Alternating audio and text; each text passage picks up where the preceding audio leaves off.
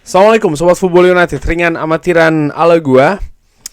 Ada eh, berita ya, artikel lebih tepatnya dari The Athletic yang akan gua kombinasikan nih dengan kabar dari Ruben Amorim yang gua ambil dari media lainnya. Ini terkait dengan dua pemain Manchester United, yaitu adalah Mason Mount dan Harry Maguire.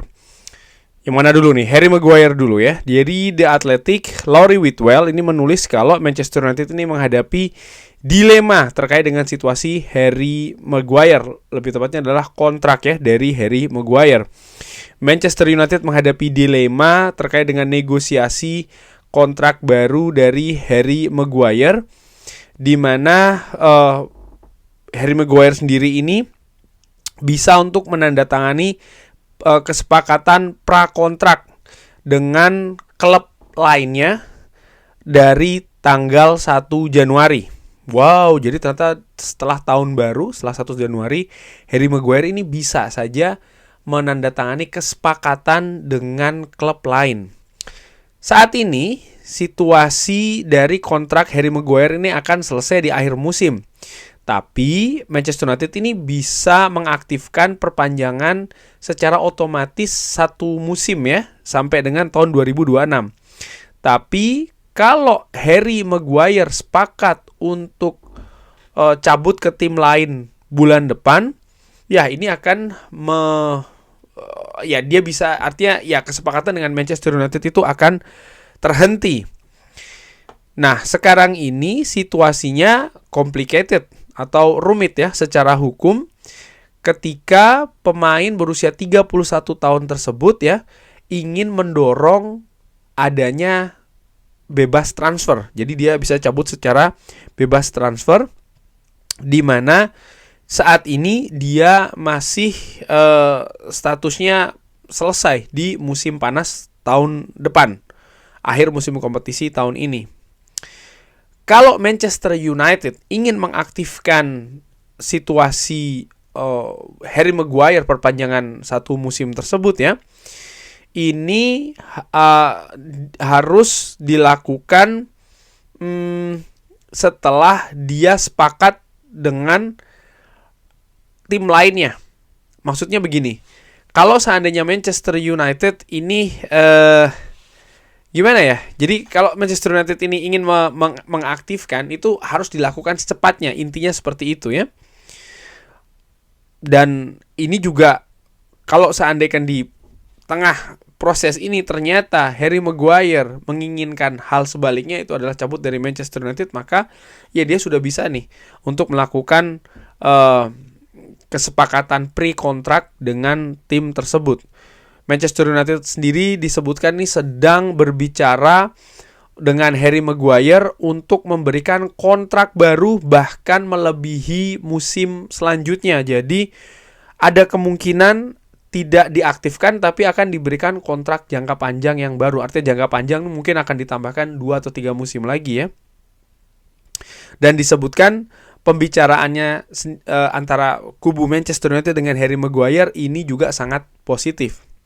Tapi ada unsur tekanan nih dari Manchester United untuk menemukan solusi dengan ya Harry Maguire bisa saja berbicara dengan klub lain dalam proses saat ini. Jadi bisa juga dia sambil berbicara, sambil menanti keputusan dari Manchester United, dia juga melakukan pembicaraan dengan klub lain. Dan menurut gua ini dalam tanda kutip wajar. Kenapa? Sebagai pemain profesional ya dia juga harus melihat masa depannya seperti apa ya kan, kejelasan dari karir sepak bolanya. Apakah tetap akan di Manchester United atau ada tim lain yang ingin mengambil Harry Maguire. Napoli disebutkan ini melihat Harry Maguire sebagai opsi yang atraktif. Dan tentu saja sudah ada pemain Manchester United atau mantan pemain Manchester United sebelumnya, yaitu adalah Scott McTominay. Head coach dari Napoli sendiri, Antonio Conte, ini ya sudah pernah ya kan melatih tim Premier League, jadi juga sudah tahu kualitas-kualitas pemain yang bermain di Premier League. Fenerbahce yang saat ini dimanajeri oleh Jose Mourinho juga mempertimbangkan untuk mengambil Harry Maguire. Di Fenerbahce sendiri ada Fred dan juga Sofyan Amrabat. Galatasaray, tim lainnya dari Turki, ini juga disebutkan terus mengamati situasi dari Harry Maguire. Di Inggris sendiri, Ruud van Nistelrooy ini mengagumi Harry Maguire selama waktunya di Manchester United. Dan Leicester City sendiri ini juga memiliki ketertarikan secara emosional dengan Harry Maguire, di mana sebelum pindah ke Manchester United yang biaya transfernya itu 80 juta pounds ya di tahun 2019, ya Harry Maguire ini bermain di Leicester City.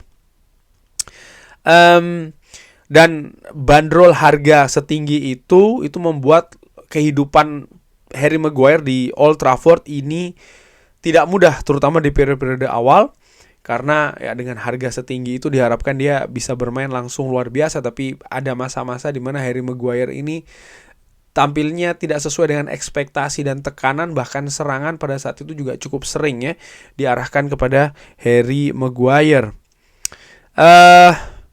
Dan disebutkan bagaimana penampilan di musim ini, dia nampak menikmati betul musim di Manchester United, khususnya di di Etihad ketika menghadapi Manchester City. Dia juga mencetak gol di menit-menit akhir ketika Manchester United ini berhadapan dengan Porto di Europa League. Dia telah bermain 8 kali sebagai starter dan 5 kali sebagai pemain pengganti. Dan dia pun juga dikatakan di artikel ini ya, memiliki peluang yang lebih banyak di sistem back dari Ruben Amorim, artinya center back ya, 3 center back dari Ruben Amorim. Harry Maguire sendiri posisi kaptennya ini dilepas ya, diberikan kepada Bruno Fernandes beberapa musim yang lalu. Tapi ketika Manchester United menang 4-0 ketika menghadapi Everton, Harry Maguire menjadi kapten dari Manchester United. Dan Ruben Amorim menyebutkan kalau dia sangat mengapresiasi kualitas kepemimpinan dari Harry Maguire. Kalau gue lihat ya, Harry Maguire sendiri ini ya kontraknya memang akan berakhir di musim panas nanti ya, akhir musim kompetisi ini tepatnya di bulan Juni. Jadi ini menurut gue akan gimana ya? Karena kalau melihat perjalanan karir di Manchester United, bagi fans mungkin yang mengatakan udah stay aja dia di Manchester United, ataupun tidak dia dilepas saja ya, mungkin mendatangkan pemain lain. Harus dilihat juga apa saja yang terjadi sebelumnya di Manchester United. Perjalanan berliku, naik turun ya, menurut gua ya ini merupakan situasi yang unik. Tapi menurut gua, dengan tadi disebutkan ya situasi 3 center back di Manchester United, bagaimana Harry Maguire yang di awal-awal periode dari Erik ten Hag menurut gue juga menerima semacam kayak treatment, bagaimana dia akhirnya bisa bangkit ya, dilepas ban kaptennya, artinya ada beban yang dikurangi. Dan setelah beban tersebut berkurang, dia sempat juga di bangku cadangan dengan periode cukup lama, ternyata ini bisa membantu performanya naik ke situasi yang menurut gue bagus kalau melihat beberapa pertandingan saat ini bersama dengan Harry Maguire. Dan gue juga melihat pemain ini memiliki pengalaman yang fantastis di Manchester United, pernah menjadi kapten. Dia melalui naik turun di Manchester United. Dia juga dilihat sebagai salah satu pemain senior di Manchester United. Dia juga pemain Inggris di Manchester United. Ada banyak hal yang menurut gue menjadi titik positif dari Harry Maguire di Manchester United ya. Bukan hanya terkait dengan penampilan di atas lapangan saja, tapi juga itu tadi pengalaman, karakter dari seorang Harry Maguire, di mana dia menunjukkan juga mental yang kuat dengan apa yang terjadi di Manchester United, sehingga gue berpikir kalau dia ini bisa menjadi elemen, ataupun ya dia adalah elemen krusial, bukan lagi penting di skuad Manchester United saat ini. Jangan lupa, salah satu problem terbesar di Manchester United bukan soal teknis menurut gue, tapi justru kultur di Manchester United. Para pemain ini bagaimana bisa bersikap profesional di dalam dan juga di luar lapangan, lalu juga bagaimana pemain-pemain ini bisa tahu ya bagaimana menjadi pemain Manchester United, tujuannya apa dan lain-lain. Ini menurut gue Harry Maguire bisa menjadi semacam kayak ya unsur penting, terutama di dressing room Manchester United. Dari situ menurut gue secara ringan amatiran memberikan, sekarang saat ini dia usia 31 ya, memberikan Harry Maguire kontrak katakanlah 3 musim pun itu bisa dilakukan oleh Manchester United. Dia 31, 34, dan kalau melihat bagaimana dia saat ini juga situasi fisiknya, kebugarannya menurut gue juga cukup oke ya.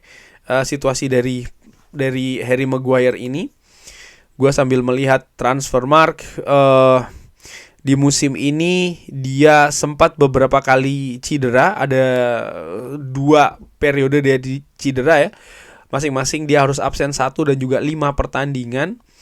Gua melihat kalau dia bisa memaintain situasi ini, kebugarannya dengan bagus untuk musim-musim mendatang, menurut gua ya dia bisa sih diberi perpanjangan 2 atau sampai 3 musim ke depan. Ini tinggal masalah komponen gaji dan lain-lain mungkin yang harus disesuaikan. Manchester United harus cepat bertindak karena tadi disebutkan ya, ini Laurie Whitwell, ini jurnalis credible, sehingga ketika dia mengatakan ada minat dari Napoli, dari Fenerbahce, dari Galatasaray, dari Leicester, ya memang itu adanya. Artinya Manchester United punya pesaing nih untuk mengamankan Harry Maguire, yang menurut gue merupakan unsur penting ya. Dan selain Harry Maguire, seperti gue katakan tadi, ada Mason Mount juga yang ingin gue bahas. Situasi Mason Mount, dia harus cedera lagi. Ruben Amorim di kesempatan terakhir mengatakan kalau Mason Mount akan absen beberapa pekan dalam jangka waktu yang cukup panjang, dan ini merupakan kemunduran dari progres kebugaran Mason Mount. Dari sisi teknis, Ruben Amorim sudah mengatakan kalau, dan bahkan sempat diberikan keterangan ini beberapa kali ya, intinya dia suka dengan Mason Mount, dengan cara bermainnya dia, dengan kualitasnya dia. Bahkan Ruben Amorim mengatakan Mason Mount ini bisa bermain di beberapa posisi. Artinya ya Ruben Amorim dari sisi teknis sekali lagi melihat Mason Mount ini memiliki prospek di sistem yang ingin dibangun oleh Ruben Amorim. Tapi lagi-lagi situasi fisik nih harus menjadi tantangan besar ya bagi Mason Mount yang didatangkan dari Chelsea di musim panas tahun 2023, jadi musim lalu, senilai 64 juta. Pemain yang sempat memenangkan 2 gelar pemain terbaik tahunan di Chelsea, dan memenangkan gelar tersebut menurut gue menunjukkan memang dia punya kualitas.